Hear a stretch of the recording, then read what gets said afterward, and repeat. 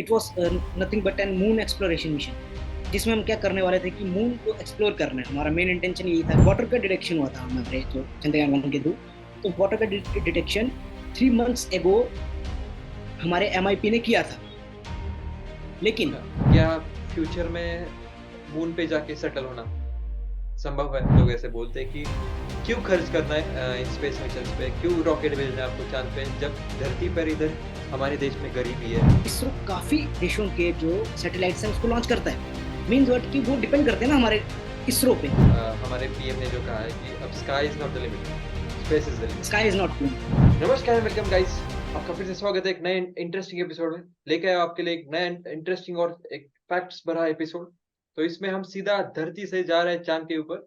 सही समझा आपने। ये चंद्रयान के बारे में एपिसोड रहने वाला है, जो हाल ही में चंद्रयान 3 हमारा टेक ऑफ किया है। उसी के बारे में ये एपिसोड रहने वाला है। और ये धरती से चांद तक का सफर संपन्न करने के लिए हमारे साथ जुड़ चुके हैं मृदुल उपाध्याय। तो मृदुल, आपका बहुत बहुत स्वागत है पहले तो। धन्यवाद। मृदुल, बहुत बहुत धन्यवाद, आपने टाइम निकाल के हमारे लिए आज आपने ज्वाइन किया है। तो मृदुल, सीधा मुद्दे की बात करते हैं, क्योंकि और इस चंद्रयान की ये सीरीज रहने वाली है। तो आप सभी दर्शक हमारे साथ बने रहिए। हम चंद्रयान 3 तक जाने वाले हैं, लेकिन चंद्रयान 1 से शुरू करेंगे, शुरू से शुरू करेंगे। चंद्रयान 1 के बारे में ये एपिसोड रहेगा। चंद्रयान 2 का एपिसोड अलग से आएगा और चंद्रयान 3 फिर हम अलग से कवर करेंगे। तो इस एपिसोड में हम शुरू करते हैं, चंद्रयान 1 के साथ जाते हैं। तो मृदुल, first of all, I would like to ask you that please explain us briefly about what is ISRO, what ISRO actually does, and what ISRO actually is. Okay, so first of all, if we consider ISRO, so ISRO is an Indian Space Research Organization. It is a national space agency of India, which is working since 1969. And previously, there was a committee which was formed by the government of India at that time, which was named as the uh, Indian National Committee for Space and Research.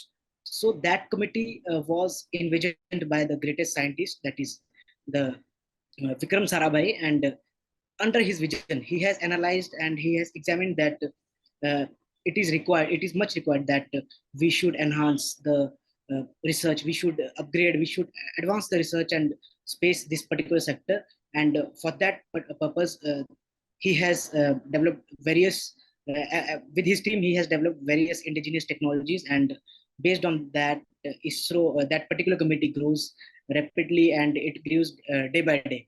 And at it was the result of the formation of this particular space organization, which is ISRO, and it was formed on 1969. So yeah, this is the ISRO basically, and ISRO is actually, if we talk about ISRO, so ISRO is one of the best space research organization in the globe right now. It is amongst the top six globally space research organizations right now, and it has developed various indigenous technologies. It has launched various space vehicles, launch vehicles, and even other nations are quite reliant on us, ISRO, because ISRO has launched various space vehicles of other nations as well. So this is one of the great achievement of ISRO. And so yeah, that's all about the ISRO. And I would lastly say that ISRO is going tremendously, and it is doing such a nice work. Yeah, in the sector of space and research. बिल्कुल सही आपने कहा। जैसे कि पहले लोगों को सिर्फ नासा का नाम पता था। किसी को पूछे स्पेस के बारे में, बिल्कुल। नासा नासा नासा कहते थे। अभी नासा। प्राउडली प्राउडली लोग अभी इसरो कहते हैं, इसरो का नाम प्राउडली। एक गर्व से लेते हैं। वही तो देखो ना आप, मतलब कैसा रहा कि अभी चंद्रयान 3 मिशन रिसेंटली लॉन्च हुआ। पर इंस्टाग्राम, हम जैसे इंस्टाग्राम में हम दोनों हैं, इंस्टाग्राम में अगर देखो तो सभी कह रहे हैं we are proud to be an Indian, we are proud to be an that in that type in that nation, we are proud to be in that nation which has launch this such of such type of prestigious mission. So इससे क्या हुआ कि मतलब एक proud feel आता है, और क्या। बिल्कुल बिल्कुल। तो चंद्रयान 1 जो है, उसके बारे में हमें हाँ। बताइए कि चंद्रयान 1 क्या है, कब लॉन्च हुआ, ये मिशन क्या है, उसके बारे में आप प्लीज मतलब बेसिक बता दीजिए, मिशन क्या था। हम्म। तो चंद्रयान 1 कैसा था कि चंद्रयान 1 बेसिकली उस टाइप का मिशन था कि it was nothing but an moon exploration mission, जिसमें हम क्या करने वाले थे कि मून को एक्सप्लोर करना है। हमारा मेन इंटेंशन यही था कि we are going to explore the moon completely. So this mission was launched on 22nd of October 2008 from the launch pad which is located in the Sriharikota, Andhra Pradesh. That is Satish Dhawan Space Center. So from that it has been kicked off, and after that it was intended to last for nearly about 2 years. Pre-planned last for this particular mission was around 2 years, and the budget for this particular mission, Chandrayaan 1, was nearly about 386 crores. So yeah, this is all brief. We can say about brief introduction of this particular Chandrayaan 1. So basically Chandrayaan 1 क्या था कि एक हम बोल सकते हैं इसको कि कंप्लीटली हम इस पर्टिकुलर मिशन से हमारा एक ही इंटेंशन था, एक ही एम था कि हम मून एक्सप्लोर करेंगे, क्योंकि ये चीज काफी इम्पोर्टेंट है किसी भी कंट्री के हिसाब से, किसी भी डेवलपिंग कंट्री के हिसाब से। अगर आपको एक लैंडमार्क अचीव करना है कि you want to become a developed nation one day, तो आपको हर डोमेन में, हर सेक्टर में, हर इंडस्ट्री, हर मल्टी डायमेंशनली आपको ग्रो करना पड़ेगा। तो इसलिए उस लिहाज से और स्पेस के बिल्कुल लिहाज से ये काफी बड़ा प्रोजेक्ट था, मिशन बिल्कुल था बिल्कुल सही कहा बेसिकली। आपने। बिल्कुल सही कहा आपने। ये चंद्रयान 1 जो था, तो उसके आप ये ऑब्जेक्टिव्स क्या थे, ये आप लोगों को एक्सप्लेन कर सकते हैं क्या? हाँ बिल्कुल। तो चंद्रयान 1 के काफी सारे ऑब्जेक्टिव्स थे, लाइक फर्स्टली जो मेन और जो बेसिक फंडामेंटल ऑब्जेक्टिव था ये, वो तो ये था कि जैसा कि हर नेशन का रहता है कि जो हम ये अपना मिशन सक्सेसफुल करेंगे by the indigenous technologies and indigenously made launch vehicle. That is जो लॉन्च व्हीकल अपने इंडिया में ही बना होगा और टेक्नोलॉजी इंडियन ही होगी, मतलब सेल्फ रिलायंट हो गए। हम ये चीज सक्सेसफुल करने का एम रखते हैं इस मिशन से। ये वन ऑफ द एम था, बेसिक फंडामेंटल एम था ये।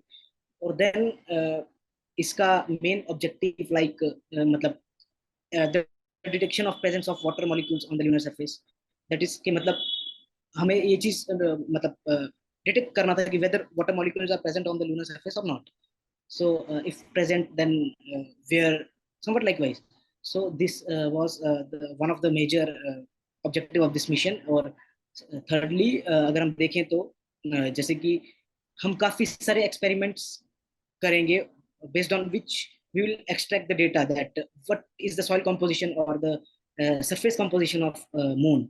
मतलब मून के सरफेस में एक्चुअली में क्या क्या केमिकल्स हैं, व्हाट इज मतलब क्या क्या मिनरल्स हमारे पास मून की सरफेस पे हैं, ये चीज हमें एक्सप्लोर करनी थी बेसिकली। तो इस लिहाज से ये भी एक काफी एक इम्पोर्टेंट ऑब्जेक्टिव रहता है। तो हमने ये हमारा मेन ऑब्जेक्टिव था चंद्रयान 1 से।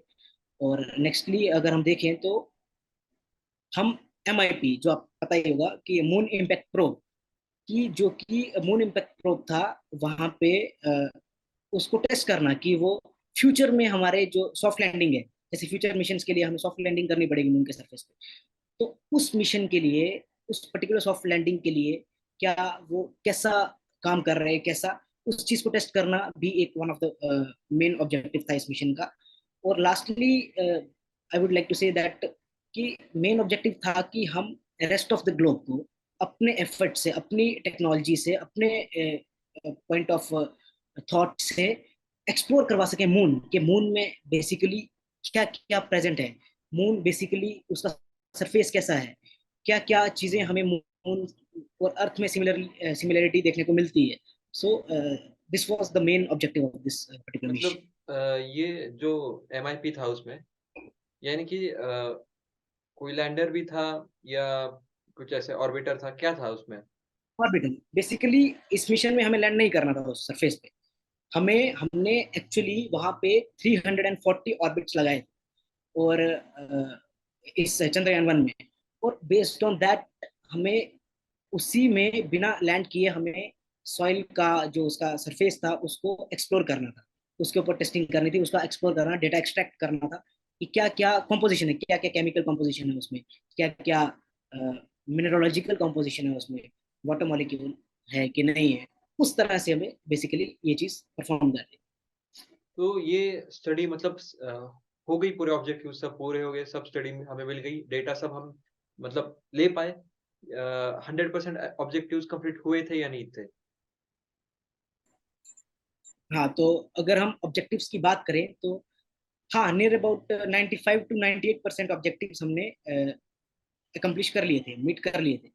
पॉइंट कैसा था कि एक जो मेन, बाकी तो हमने डिटेक्शन कर लिया वाटर मॉलिक्यूल्स का, हमने उसका सरफेस का जो कॉम्पोजिशन है, केमिकल कॉम्पोजिशन, मिनरोलॉजिकल कॉम्पोजिशन, उसके ऊपर जो एक्सपेरिमेंट्स थे परफॉर्म किए, उसके उस वहां से हमने डेटा एक्सट्रैक्ट किया, और वहां से हमने ये एनालाइज किया कि what are the chemical composition in the lunar surface, और वाटर मॉलिक्यूल्स के रिगार्डिंग, देन मिनरोलॉजिकल रिगार्डिंग, और सो इस पर्टिकुलर सेक्टर में हमने काफी majority of the almost every objective has been met from this particular mission, only except the last, that is the, it was intended to last for nearly about 2 years, but actually due to the communication lag between the control center and the spacecraft, so ये mission जो है उस वजह से 312 days ही टिका, मतलब 312 days ये smoothly चला, और देन आफ्टर ये मतलब ग्लिच आने की वजह से, कम्युनिकेशन लैग आने की वजह से, मतलब कम्युनिकेशन टूटा, और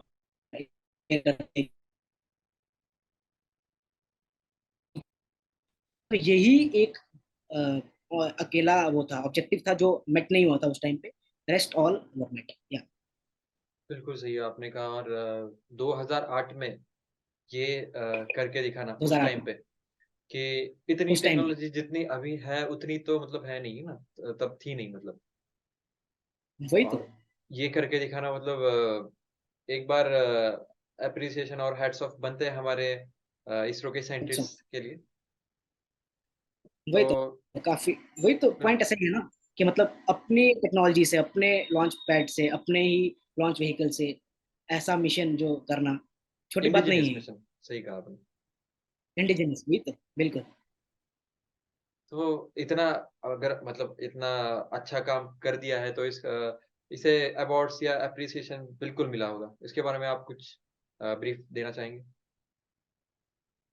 हाँ, तो अगर हम उस बारे में बात करें तो हाँ बिल्कुल, चंद्रयान 1 को जो काफी सारे अवार्ड से मतलब अप्रिशिएट किया गया, मतलब इसरो को किया गया फॉर चंद्रयान 1 मिशन।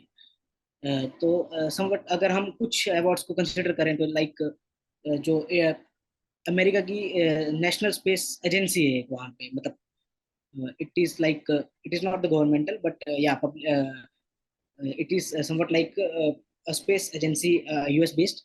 सो उसने इसरो को चंद्रयान 1 मिशन के लिए अवार्ड से सम्मानित किया था। और सिमिलरली एक और काफी सारी ऑर्गेनाइजेशंस ने इसरो को इस पर्टिकुलर मिशन के लिए अवार्ड दिया था और अप्रिशिएट किया था, कि बिकॉज इस मिशन में इतने कम बजट में, आपको देखो 386 करोड़, जहां पे बाकी जो स्पेस रिसर्च ऑर्गेनाइजेशन हैं ट्रिलियंस बिलियंस ऑफ डॉलर्स को खर्च कर देती हैं पर्टिकुलर मिशन को लॉन्च करने के लिए, सक्सेसफुल करने के लिए, और फिर सक्सेसफुल होगा नहीं होगा कुछ पता नहीं। तो पॉइंट ये है कि हमने इतने कम बजट में इतने सारे ऑब्जेक्टिव्स को मेट कर लिया, ये छोटी बात नहीं है, तो अप्रिसिएशन तो ऑब्वियस सी बात है, ये बनता ही है। तो इसलिए जो अमेरिकन बेस्ड एक एजेंसी है, अमेरिकन बेस्ड एरोनॉटिक्स और एस्ट्रोनॉटिक्स की, उसने भी काफी इसको अवार्ड से 2009 में काफी अप्रिशिएट किया था। बिल्कुल। और बिल्कुल। जैसे हॉलीवुड फिल्म्स के अगर हम देखें, हॉलीवुड फिल्म्स में का बजट ही 2-3 हजार करोड़ होता है, और पॉइंट पॉइंट। हमारा तो बस 350-400 करोड़ में ये जो प्रोजेक्ट हुआ है चंद्रयान 1। तो मतलब काफी काबिलियत तारीफ ये बात है, क्योंकि ऐसी टेक्नोलॉजी डेवलप करना, मतलब मुझे लगता है कि यही चीज, यही हमारी खासियत है कि बजट चाहे कम हो, लेकिन उसी में टेक्नोलॉजिकल एडवांसमेंट इतनी ज्यादा है कि कम पैसे में हम वो चीज करते हैं जो नासा ज्यादा पैसे में करता है। बिल्कुल बिल्कुल, वही तो बात है। तो ये मुझे इसरो का लगता है लोहा कि माना जाता है। वही तो, ये एक टेक्नोलॉजिकल एडवांसमेंट है। मुझे लगता है कि हमारी टेक्नोलॉजी उनसे भी ज्यादा एडवांस है, क्योंकि आप वही चीज कम पैसों में करके दे दे पा रहे हो। समझ वही रहे हैं आप? तो, बिल्कुल। बिल्कुल। तो इस जो ये चंद्रयान-1 सैटेलाइट था, उसने क्या डेटा हमें प्रोवाइड किया? इसके बारे में आप कुछ बताना चाहेंगे कि डेटा जो पब्लिक हुआ है उससे? क्या-क्या किस तरीके का डेटा पब्लिक हुआ है? हम्म, तो अगर हम देखें तो इस मिशन के थ्रू जो बेसिकली अगर हम डीप में जाए, फंडामेंटली जाए, तो जो ये डेटा रिलीज हुआ था, तो ये 2 सेशंस में रिलीज हुआ था, मतलब 2 सेशंस में रिलीज हुआ था। अ, क्योंकि फर्स्टली ये मिशन जो है किक ऑफ हुआ, लॉन्च हुआ 2008 में, 22 ऑफ अक्टूबर 2008। और इसका जो हमारा जो मतलब कम्युनिकेशन टूटा, उसकी वजह से जो हमारा प्रोजेक्ट जो है, ये जो मिशन जो है, इसरो ने डिक्लेयर किया कि ये कंप्लीट हो चुका है अभी। तो ये वो डेट थी 28 अगस्त 2009। तो अच्छा। 2009 एंड जो डेटा पब्लिकली रिलीज किया गया इसरो के द्वारा, तो वो था एक 2 सेशन में रिलीज हुआ था। एक था लास्ट 2010 में, और एक सेशन था, जो सेकंड सेशन था वो था मिड 2011 में।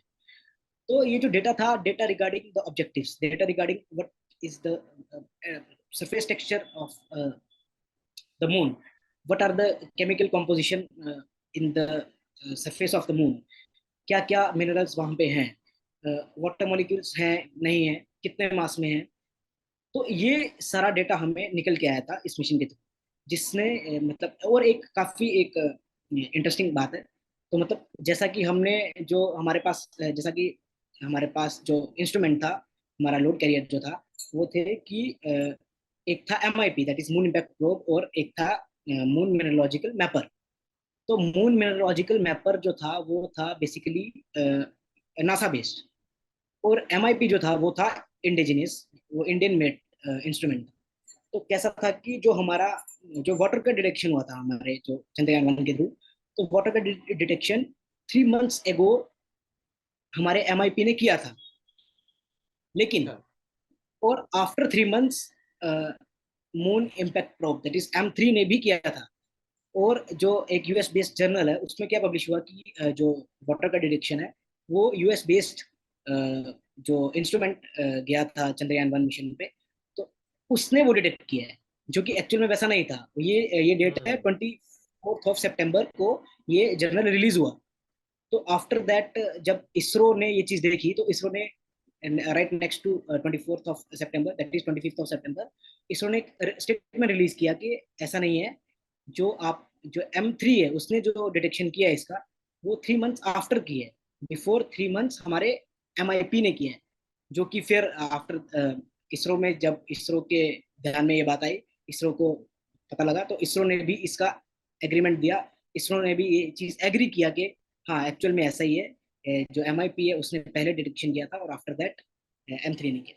सो पॉइंट ऐसा ही था कि जो डेटा रिलीज होके आया था, डेटा जो था इसी के रिगार्डिंग था, मतलब क्या सॉइल कंपोजिशन है वहां पे, क्या मतलब मिनरल्स कौन कौन से हैं, uranium, thorium, like iron, magnesium, calcium, so water molecules. So इसी के रिगार्ड इसी के रिलेटेड जो डेटा था वो रिलीज हुआ था 2 सेशन। अच्छा। बिल्कुल, बिल्कुल सही कहा आपने। और एक ऐसे थोड़ा-सा मैं ओपिनियन बेस्ड एक क्वेश्चन आपसे पूछना चाहूँगा कि आपको क्या लगता है, क्या फ्यूचर में मून पे जाके सेटल होना संभव है?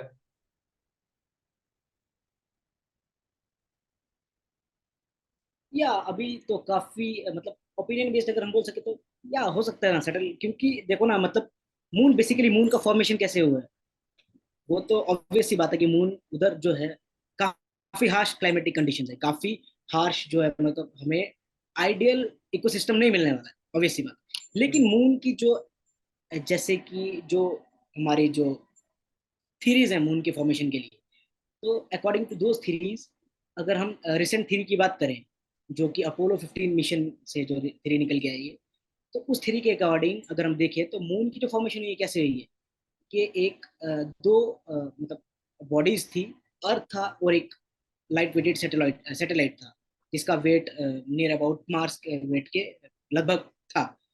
तो जब उनका कोलिजन हुआ, जो डेब्रिस निकल के आया, डेब्रिस एक्यूमुलेट हुआ, और उस एक्यूमुलेशन से मून की फॉर्मेशन हुई, ये जो थ्योरी हमें निकल के आती है, जो थ्योरी हमें बताती है। तो अकॉर्डिंग टू दैट थ्योरी, और हमने जैसा कि अभी तक रिसर्च की है, या फिर जो हमने अभी स्पेस में मून पे हम गए हैं, मून पे जो जो हमारी मतलब डेटा निकल के आया, अगर उसको हम प्रोसेस करें, तो उससे ये निकल के आता है कि मून में जो केमिकल कॉम्पोजिशन है, मिनरोलॉजिकल कॉम्पोजिशन है, वाटर प्रेजेंट है वहां पे, तो इट इज क्वाइट, जो मिनरल्स आपको अर्थ पे मिलेंगे वो मिनरल्स आपको मून पे भी मिलेंगे अभी तक, क्योंकि सभी नहीं, लेकिन अभी रिसर्च चल रही है। तो इससे अच्छा। क्या इंडिकेशन आता है निकल के, कि इंडिकेशन ऐसा निकल के आता है कि पॉसिबिलिटी है। अब देखो फ्यूचर में क्या होता है, लेकिन पॉसिबिलिटी तो है, क्योंकि जो आपको ओर्स, जो आपको मतलब जो आपको मिनरल्स, जो आपको केमिकल्स यहाँ पे मिल रहे हैं, वहां पे, क्योंकि देखो ना, मतलब अगर हम थ्योरी को मतलब कंसिडर करके चलें, तो उसका फॉर्मेशन ही वैसे हुआ है ना। डेब्रिस निकल के, डेब्रिस निकल के आई है कोलिजन से, मतलब क्या, कि जो फॉर्मेशन हुआ है, तो वो एक अर्थ का भी, अर्थ के मिनरल्स ऑब्वियसली बात है उसमें होंगे ही होंगे। लेकिन आप ये क्या कहना चाहेंगे उसके बारे में कि अगर हम ग्रेविटी के बारे में सोचेंगे तो अर्थ से 1/6 ग्रेविटी है ना मून पे।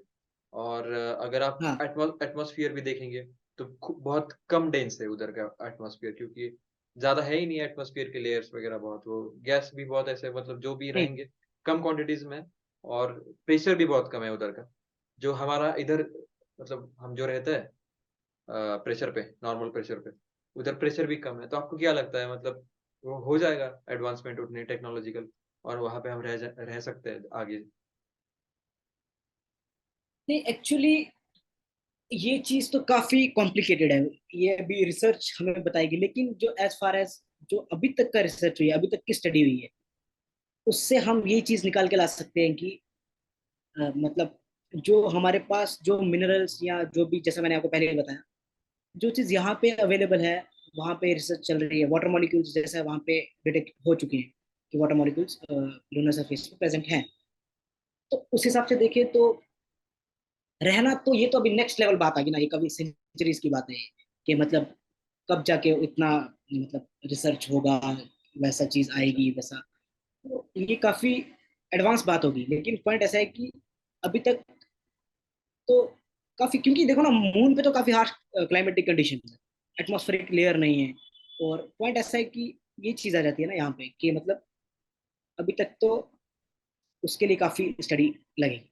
बिल्कुल बिल्कुल भाई, सही कहा आपने। थोड़ा सा मैं ऐसे अपने क्यूरियस क्वेश्चंस आपको पूछ लिया। वापस आ जाते हैं चंद्रयान वन पे कि ओवरऑल चंद्रयान वन सक्सेसफुल था या नहीं था।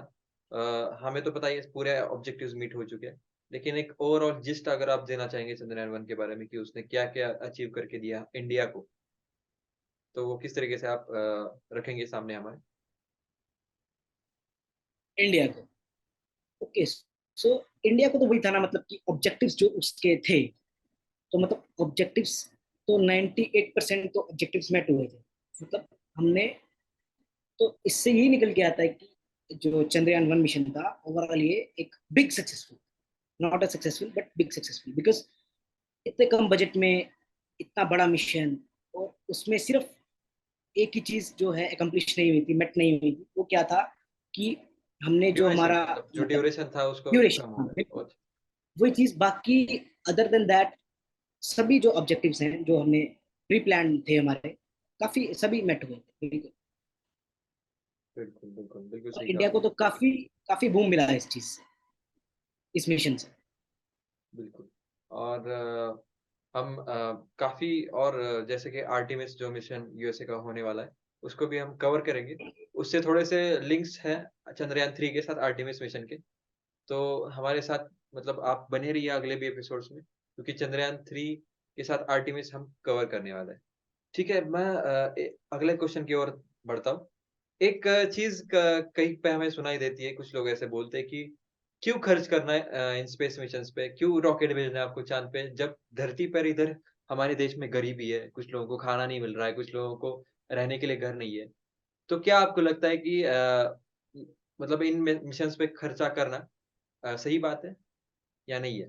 तो फर्स्टली तो मैं इतना ही कहूंगा कि अगर ऐसी मेंटेलिटी है या ऐसा थॉट है, तो वो तो नहीं होना चाहिए। बिकॉज पॉइंट ऐसा है कि जैसा आपने बोला कि इतना टाइम क्यों वेस्ट करना चाहिए, इतना पैसा क्यों वेस्ट करना चाहिए इस मिशन पे, क्या है, पॉवर्टी।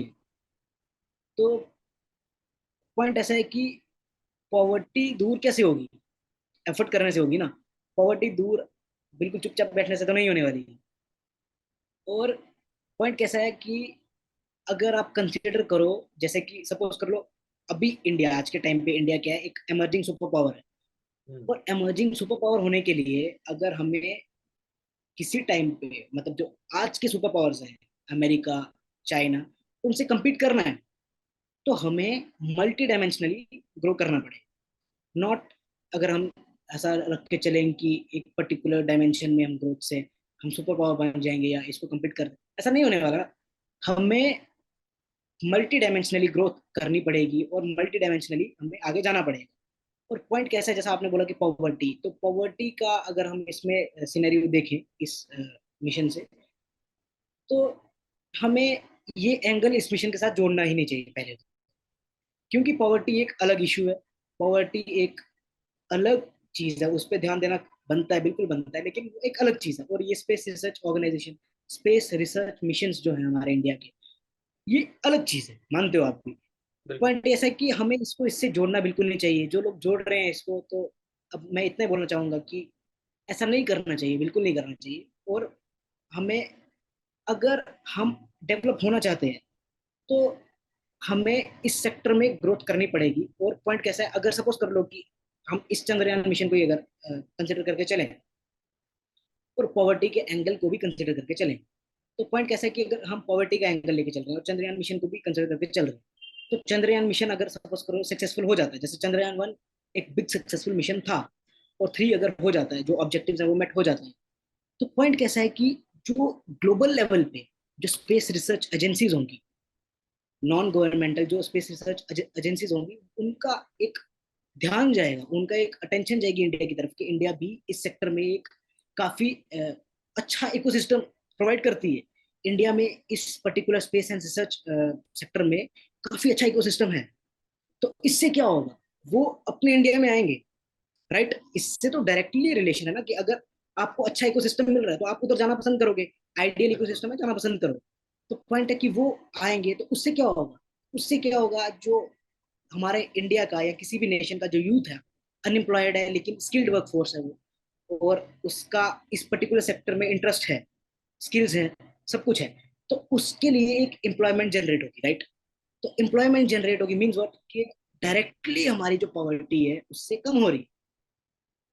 और सिर्फ पॉवर्टी कम नहीं हो रही, इससे हमारा पॉवर्टी भी कम हो रही है, क्योंकि एम्प्लॉयमेंट जनरेट हो रही है। और नेशन को क्या मिल रहा है, इकोनॉमी बूस्टअप हो रही है, राइट। और राइट, राइट। हमारी स्पेस रिसर्च ऑर्गेनाइजेशन का पूरे ग्लोबली नाम हो, एक बिल्कुल। एक स्टैंडर्ड, एक बेंचमार्क बना रही है कि हमने ऐसा किया है। और इससे क्या होगा, इससे हमें एक रिकॉग्नाइज देश की तरह देखा जाएगा, not only in one sector but in multi dimensional. So ये चीज है। और अगर ऐसा, हाँ, मैं काफी सुनने में आता है कि ऐसा ऐसा लोग बोलते हैं वैसा, लेकिन वैसी चीज होनी नहीं चाहिए, बिल्कुल नहीं बिल्कुल, होनी चाहिए। बिल्कुल सही कहा आपने। और मुझे लगता है कि हम ऐसा नहीं कर सकते कि गरीबी है इसलिए गरीबी पे पूरा ध्यान दो और टेक्नोलॉजी में पीछे रह जाओ। मुझे लगता है बिल्कुल दोनों बिल्कुल ना, चीजें क्योंकि देखो ना, हैंड इन हैंड जाएंगी ना, चीजें दोनों भी, क्योंकि आप बिल्कुल। नई स्कीम्स एम्प्लॉय मतलब स्कीम्स जनरेट कीजिए आप, जो गरीबों के लिए मतलब हेल्प करे, और उसके साथ स्पेस में भी डेवलप कीजिए, क्योंकि सुपर पावर वगैरह ये सब चीजें अगर हम देखते हैं कि अगर हमें बनना है, तो जिस जैसे आपने अभी कहा कि मल्टी डायमेंशनल ग्रोथ चाहिए हमें, तो जो ये तो मेन मतलब स्पेस डिफेंस ये सब तो बहुत इंपॉर्टेंट ये पिलर्स है एक सुपर पावर बनने के। बिल्कुल बिल्कुल। वही मुझे तो लग मतलब, यही तो। हाँ वही बोलिए, तो, यस, कंटिन्यू, हाँ कंटिन्यू वही मैं कीजिए बोल रहा प्लीज। था कि मतलब, हाँ हाँ बिल्कुल। तो मैं वही बोल रहा था कि जैसे कि हमें ग्रोथ करने के लिए ये चीज करना पड़ेगा, और ये चीज करना नहीं पड़ेगा, देखो ना, जैसे कि सपोज कर लो, लॉन्च करने के लिए, सैटेलाइट को लॉन्च करने के लिए, जैसे इसरो अपने को अगर हम कंसिडर करके चले, इसरो काफी देशों के जो सैटेलाइट्स है उसको लॉन्च करता है। मीन्स व्हाट, कि वो डिपेंड करते हैं ना हमारे इसरो पे, उनको पता है कि यहाँ पे वो टेक्नोलॉजी है, ये लॉन्च हो जाएगा हमारा। लेकिन हम उतने सक्षम नहीं है यहाँ, किसी कारणवश हमें उस पर डिपेंड करना पड़ रहा है। तो इससे क्या हो रहा है कि हम इंडिजिनियस टेक्नोलॉजीज डेवलप कर पा रहे हैं, और उससे एक किस्म से ओवरऑल नेशन को एक एक मेजर बूम मिलता है हर सेक्टर में। क्योंकि टेक्नोलॉजी आज के टाइम पे, ये जो एरा ही टेक्नोलॉजी की है, अगर आपके पास टेक्नोलॉजी नहीं है तो कुछ भी नहीं है। बिल्कुल। टेक्नोलॉजी आज के टाइम पे मस्ट है। तो या हमें इस सेक्टर में ध्यान तो देना ही पड़ेगा। और इंडिया काफी अभी अच्छे रोड मैप पे चल रहा है, और होप के सब कुछ अच्छा ही होगा इन फ्यूचर। बिल्कुल, बिल्कुल सही कहा आपने, और बहुत अच्छी बातें आज आपने हमारे साथ की, और बहुत ज़्यादा इन्फॉर्मेशन आपने इस वीडियो के थ्रू लोगों तक पहुँचाई है। इसी सीरीज़ में हम आगे में मिलते रहेंगे, चंद्रयान 2 के एपिसोड और चंद्रयान 3 के एपिसोड्स में। लेकिन आज मृदुल, आपने हमें अपना टाइम दिया, और आपके साथ बातें करके बहुत अच्छा लगा हमें। आई एम श्योर कि व्यूअर्स को ये एपिसोड बहुत पसंद आएगा। कुछ आपको कहना है अगर जाते वक़्त? हाँ तो बस मतलब क्या ही बोलूंगा, लेकिन बस इतना ही बोलूंगा कि जो आपने बात की कि मतलब ऐसा ऐसा कुछ लोगों के वैसे थॉट्स हैं, तो बस इतना ही बोलूंगा कि वैसा नहीं होना चाहिए। और इंडिया को अगर हम कंसिडर करें तो India is on very good track right now, and the leadership is also very good, which is pushing the limits of India. Because previously कैसा था कि इंडिया जो है, मतलब बजटरी इशू की वजह से या कुछ तो हम लेके आ जाते थे, मतलब इशू कि ऐसा है तो वैसा नहीं हो सकता, वैसा है तो। आज के टाइम पे क्या है कि इंडिया की लिमिट नहीं है, इंडिया हर चीज को अचीव करने की राह पे चल पड़ा है। बिल्कुल, तो बिल्कुल। ये बहुत ही अच्छी चीज है। अभी जैसे हाँ, कहा गया है कि हमारे पीएम ने जो कहा है कि अब sky is not the limit, space is the limit. Sky is not limit. Right, बिल्कुल ना, वही तो बात है। देखो ना, मतलब एक माइंडसेट चेंज हो रहा है, और वैसे ही माइंडसेट सबको अपना चेंज करना पड़ेगा। बिल्कुल, बिल्कुल। हर चीज के लिए अगर आप प्रोटेस्ट करो, हर चीज के लिए अगर आप उसके ड्रॉबैक्स देखो, नहीं है तब भी ड्रॉबैक्स आप कैसे तो करके निकालो, किसी भी मीन से, फॉल्स मीन से, कैसे भी ड्रॉबैक्स निकालो, उसकी लिमिटेशंस निकालो। तो ये अच्छी बात नहीं है। अगर कोई चीज अच्छी हो रही है देश में, कोई चीज अच्छी हो रही है फ्यूचर के लिए, for the betterment of nation, अगर कुछ चीज इंप्लीमेंट हो रही है तो हमें उसको सपोर्ट करना चाहिए, अपना कंट्रीब्यूशन देना चाहिए। ना कि जो कर रहे हैं, जो एफर्ट मार रहे हैं, उनको भी डिमोरलाइज करो, या उनको भी बोलो कि नहीं ऐसा नहीं, वैसा नहीं, वैसा। वो चीज नहीं होनी चाहिए, बिल्कुल नहीं होनी चाहिए। बिल्कुल, बिल्कुल सही कहा आपने मृदुल, और मुझे लगता है कि व्यूअर्स भी ये बात जानते हैं, समझते हैं, और बिल्कुल ये भी व्यूअर्स हमारे ये बात उठाएँगे ज़रूर, मुझे लगता है। तो आई होप सब लोगों ने आज का एपिसोड एन्जॉय किया होगा। अब हम मिलते हैं चंद्रयान 2 के एपिसोड में। बने रहिए हमारे साथ। आपके साथ बात करके बहुत अच्छा लगा Mridul. Thank you so much. साथ बिल्कुल, मुझे भी। Thank you Mridul. तो मिलते हैं अगले एपिसोड में, थैंक यू। तब तक के लिए जय हिंद।